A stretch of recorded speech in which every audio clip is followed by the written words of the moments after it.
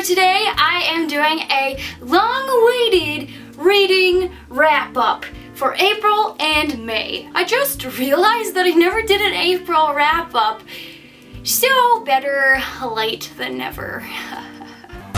Reading.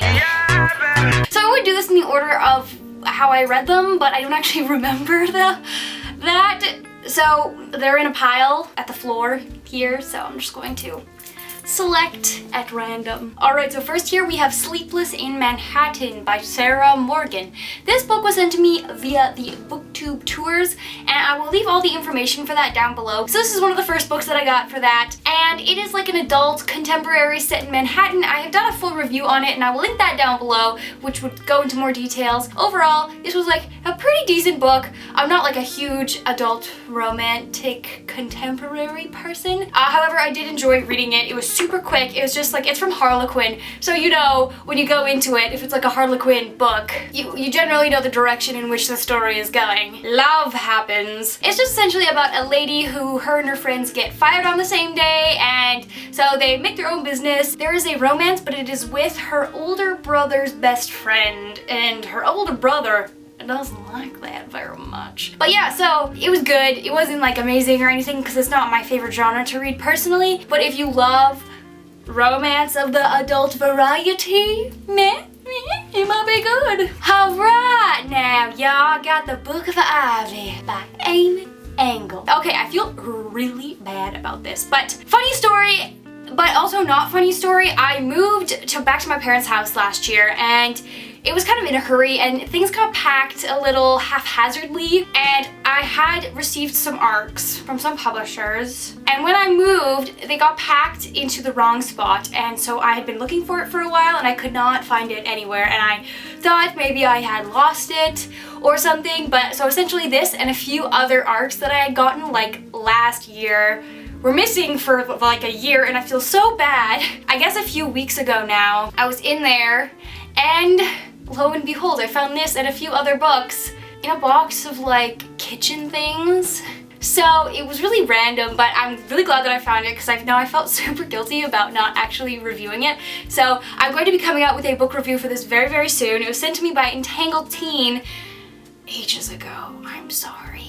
And I actually really liked this book. I was really hesitant because I wasn't sure if I was actually going to like it. It's a dystopian where there's like this kind of weird town that's completely caged in, and there's the winning side, which is the rich side, and the poor side, which lost in this battle like 50 years or 30 years prior. But since then, the teenage children of the different sides get paired together. So the girls from the poor side get put with the rich guys, and vice versa. But anyway, so the main character, Ivy, is sent to marry the leader's son as a political move because it was her grandfather that like started this like uprising-ish sort of thing, and there's just like a lot of resentment there. And so her mission essentially is to kill her husband, and it's really good, and I am totally gonna be picking up the next book. I'm gonna buy it for sure because, man. So yeah, I don't want to say anything just because of spoilers,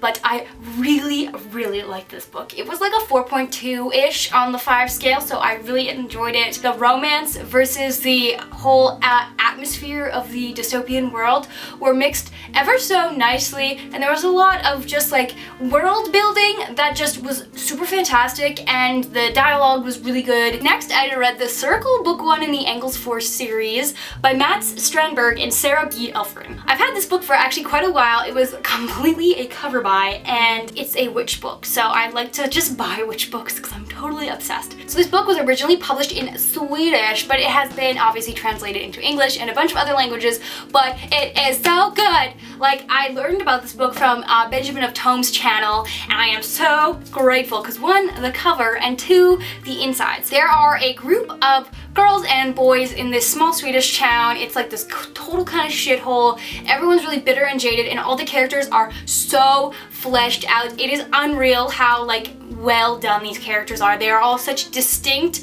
well-rounded characters. Like, I don't know if that's just something that's like very bitter and pragmatic about Swedish books or just like Scandinavian books in general, but I always find that the characters are a lot less flat, I guess, and they're a lot more like bitter and jaded. There's a lot more like grittiness and realness put into the story, so it's like a very kind of real story. So there's like this group of kids and they find out that they kind of all have these magical powers, and there is a weird force, they don't know what it is, and it is trying to slowly kill off all the members of this like group coven-y thing, and so they have to learn to work together even though they have pre-existing issues with each other. And yeah, so I don't want to also say too much because spoilers, but if you like witch books and you haven't read this, you should remedy that. Also, if you like gritty kind of fantasy, urban fantasy stories, like this is so good. There's a mention of sex, there's drugs, there is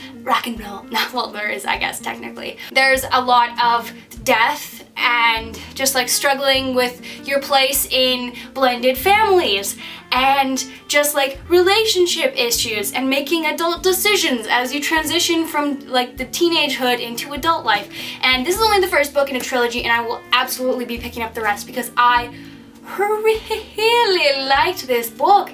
It was just like witchy realness, you know?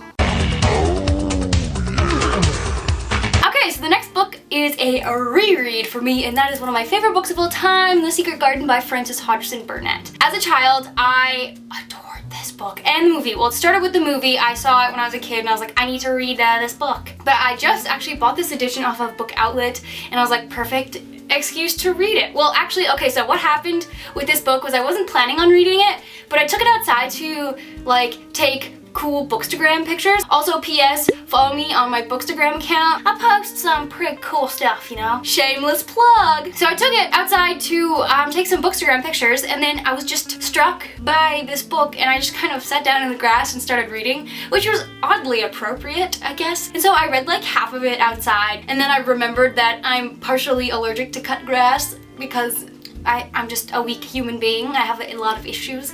So I went back inside and, well, I sat on the deck and I finished the book within like a few hours, and it was just like such a good spring, summery, childishly beautiful book. Even if you're an adult, read this book. A young girl who lives in India with her English parents. Her parents die of a disease and she is left an orphan, so she is sent to live with her reclusive, weird uncle that lives in this creepy old manor house in the northern English countryside. And there's just like these giant moors and forests, and there's no one there, and she gets there and adventures abound in this delightful tale of magic forest tree things. I'm so bad at explaining things. Next here we have The Alpha Drive by Kristen Martin. So I also have a review for this book on this channel. I will leave a link for it down below. So this is another book sent to me via the BookTube tours. This book was definitely really, really good. It's another dystopian book, and I know that I keep saying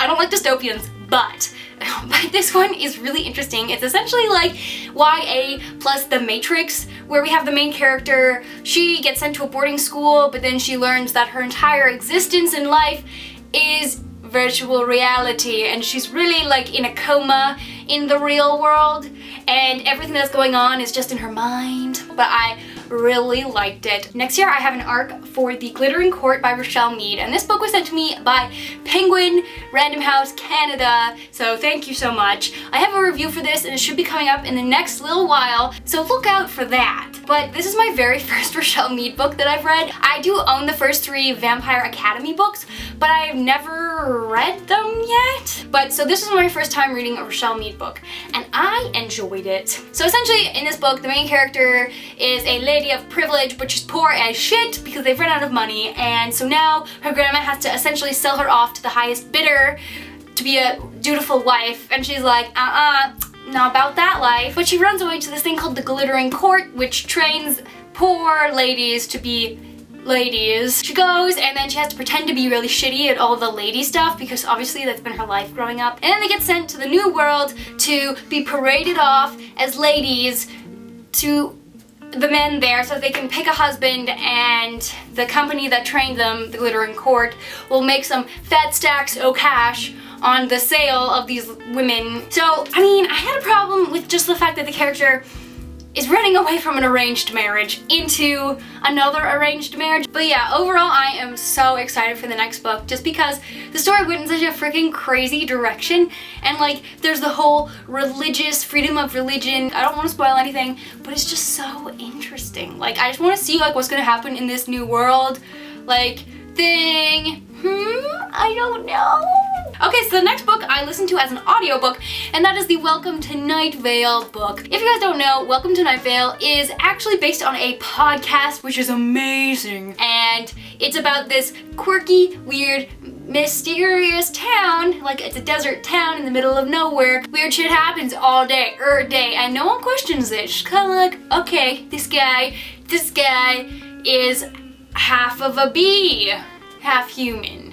Cool. So this book was just like a odd little slice of life of Night Vale, and like we have some of the characters intertwined in some ways, and I don't want to say because it'll be spoilery, but I did a review on this actually just recently. It was so much fun to make. I will link it here and below. But seriously, this is like one of my favorite reviews for a book I've ever done because I did it in the style of the podcast.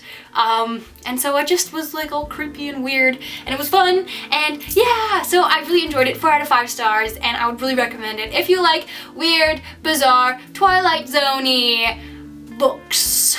Okay, so the next book that I listened to as an audiobook was actually The Devil in the White City by Eric Larson. And this book was a 5 out of 5 star book. The audiobook was phenomenal, and the content, oh my god. Okay, so Devil in the White City is 2 parallel stories based around the 1893 Chicago World Fair.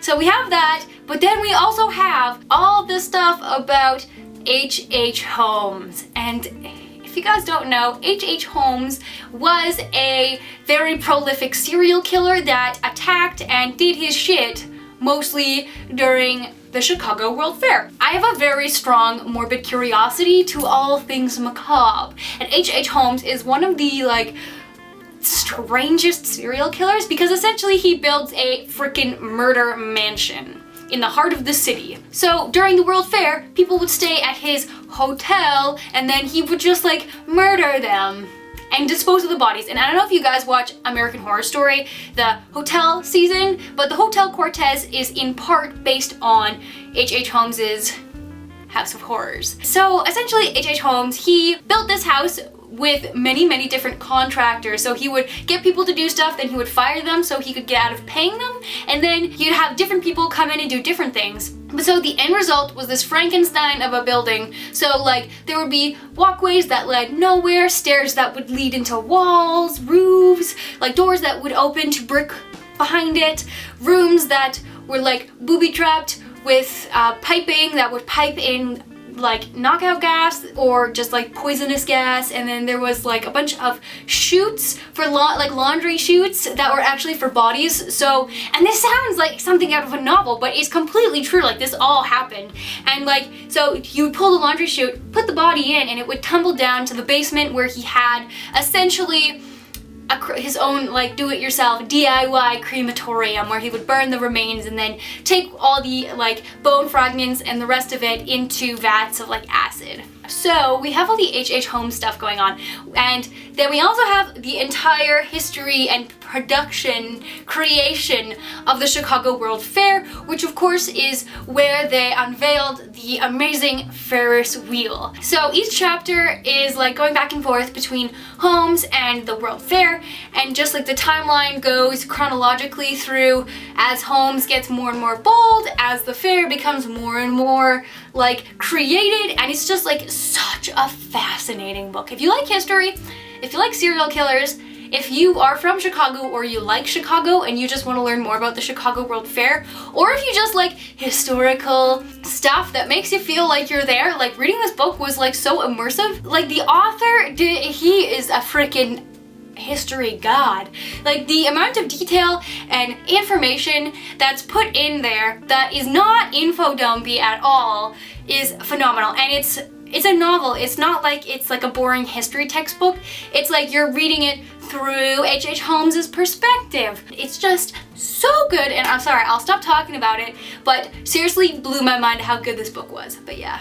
Next here we have the glorious Court of Mist and Fury by Sarah J. Maas. So I first read A Court of Thorns and Roses back when it came out, and I loved it, and I anticipated that this book would be good, but not that great, because generally second books are just not that great, in my opinion. I was wrong! Holy crap. This book was phenomenal, and obviously, like, if you've been on the internet for the past month, you've heard all of the things probably about this book, but believe you me, this is beautiful. I was totally team Tamlin in the first book, but just the way that Sarah J. Maas turned everything crazy, that, I don't even know what to say. Overall, this book was phenomenal. Fairies and magic and just magic. I need to read more of Sarah J. Maas's books because these two are the only ones I've actually read. I haven't read any of the Throne of Glass series. I had a lot of reservations about Rhysand from the first book because he does a lot of shady shit. Like, he kind of like drugs Feyre, but I mean everything is explained in this story in a way that satisfies my dislike of that whole thing. It doesn't make it totally okay, but it's understandable. Like, it's just, I don't know. Okay, and the last completed book that I read in the past 2 months was The Creature Vault by Jody Revinson. I got this off Book Outlet for like 15 bucks a while ago, and so I absolutely had to buy it because these are like $45 new, and I just love it so much. Like, I'm just like such a Harry Potter fan, as is probably most people on BookTube, but just like the illustrations and the behind the scenes, like how they did all the CGI and what was CGI versus what was actual props. Like, did you know the head of the basilisk was a prop? I didn't freaking know that at all. I thought the entire thing was CGI, but no. It's just like so fascinating. They go into like the reasoning why they did certain things, like how they did certain things, pictures of the set, and it's just like completely fascinating. And I don't even know how to like rate this book because it's just like so completely fascinating. I guess it would be like a 4 or like a 4.5 out of 5. I would really recommend it. It also came with this super dope postery thing that I've been keeping behind my Harry Potter books, and just overall solid book. Okay, so those are all the books that I finished, but I also started and did not finish a few books. The first one being A Clash of Kings by George R.R. Martin. I am on page 694, so I have about 250 pages left in this book. I read it when I was on vacation, and I just haven't picked it up yet. I really should, but I just don't know why. I just put it down and haven't been able to pick it back up again. But I do really want to finish it. So there's that. Okay, so another book that I started but did not finish was The Red Queen by Victoria Aveyard. The only reason I didn't finish it was because I went on vacation and the library audiobook hold that I had on it expired, and so I'm back on the wait list. And there's like 7 people in front of me, and the audiobook holds are like 21 days each. So I think I'm gonna have to get a copy myself because this is getting a little bit ridiculous. My library, I love it. Bless its little heart, but sometimes things get a little bit crazy. So I read like half, or I listened to like half the book, and I actually really liked it. I know there's a lot of polarizing opinions on like this book. So some people like absolutely hate it because it's like really kind of tropey and a lot of stuff they've heard before, and a lot of people really like it. I'm on the team of really liking it because I haven't read a ton of like dystopians like that, but I enjoyed what I've listened to thus far. But I think I'm gonna have to be getting a physical copy of it because but yeah, so those are all the books that I read for the past 2 months. I'm so sorry that this is like so delayed, but what can you do? Yeah, so please let me know in the comments below what you thought of all the books that I read. Have you read them too? What are your thoughts, opinions, feels? I don't know. But yeah, so thank you guys so much for watching my video. My name is Sarah, and I will see you guys later.